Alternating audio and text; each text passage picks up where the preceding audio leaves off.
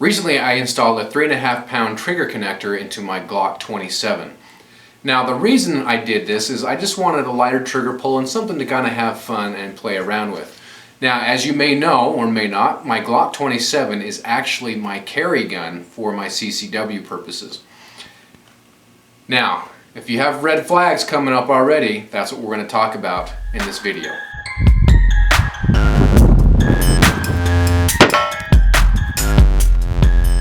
Recently I installed a 3.5 pound trigger connector into my Glock 27. My Glock 27 is my carry gun, and what I want to talk about is installing something of that nature in your carry gun a smart idea. Real quick though, let's talk about why someone would want to lighten their trigger pull in the first place. I think for most people it boils down to this: it makes the gun easier to shoot, thereby increasing your accuracy.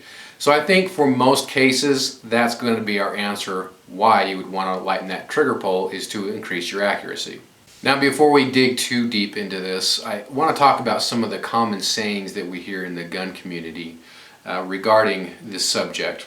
The first one in regard to lightening a trigger pull for a CCW handgun, I've heard some arguments that suggest this: it makes accuracy better, thereby ensuring that what you're aiming at you're actually going to hit, and you're not going to hit any bystanders. Another one is, it doesn't matter what the trigger pull is on my gun because I always keep my finger off the trigger until I'm ready to shoot. And the last one, a good shoot is a good shoot.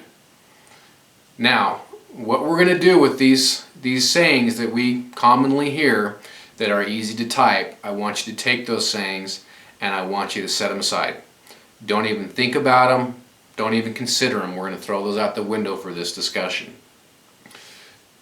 While these sayings often sound good in forums or even in the comments below, chances are that if you are in court as a result of a self-defense shooting, be it criminal or civil court, sayings like that are likely not going to get you very far.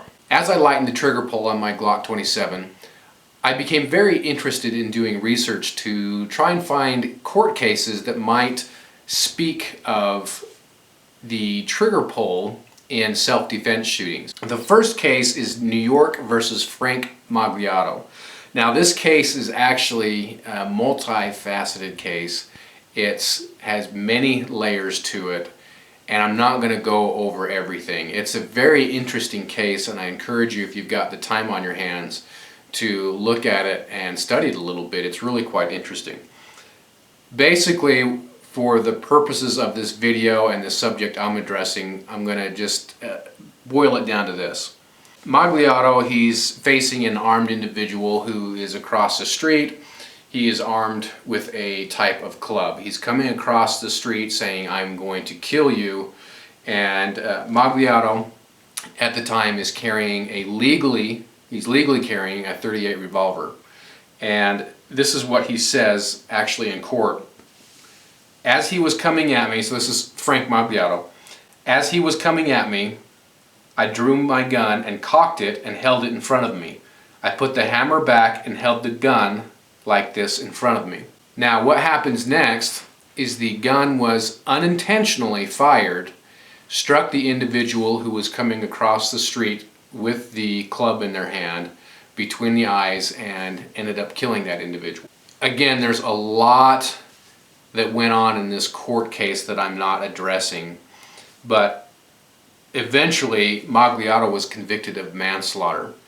And you might ask yourself, well, how in the world is he convicted of manslaughter, even if pulling the trigger was intentional or unintentional? And this is kind of what they discussed in the court case.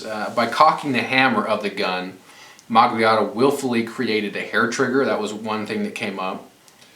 And the case was actually tried as an accidental shooting, if I'm understanding my facts correctly. So instead of a self-defense case, it was actually tried as an accidental shooting. One of the subjects that they bring up is the gun went off by accident instead of by intent.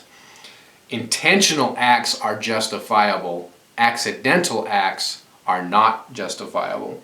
So you can see where the light and trigger pull comes into this. And to further speak about that, the appellate court noted the owner's manual for this gun warns that cocking the gun is extremely dangerous since it can easily be accidentally discharged. While this didn't surround the trigger pull specifically, it certainly came up in this case and was a factor. And to go further, right now, I'm sure most of you are aware of the Zimmerman case that is occurring. And I've been following this case a little bit, and one of the newscasts that I saw, this is a quote from what I was reading online. And this name, they may have typed it incorrectly. I'm thinking it's Amy, but firearms expert Amy Seward testified that Zimmerman's weapon had a full magazine plus an additional bullet in the chamber. During cross-examination, defense attorney Mark O'Mara pointed out that the defendant's firearm was safer because it was a double-action handgun, which requires a stronger pull than a single-action weapon, which countered the prosecution's earlier suggestion that the gun was unsafe. So again, here we see in a case that's occurring right now where trigger pull was brought up.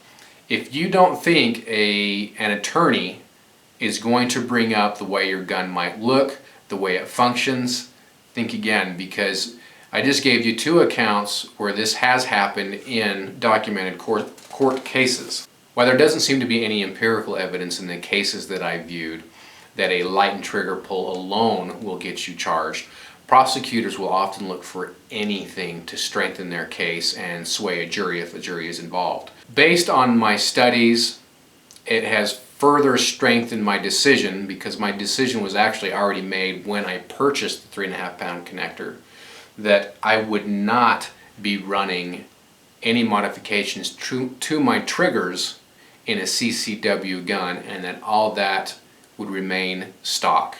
I found this a very interesting topic, especially when a lot of us like to mod our guns. Maybe a possible follow-up video to this I may or may not do is what modifications might be okay and what modifications may not. Well, we kind of addressed at least one subject of the may not side, but anyway, like I said, I hope you enjoyed it. It was very interesting for me to kind of research this and look at those cases.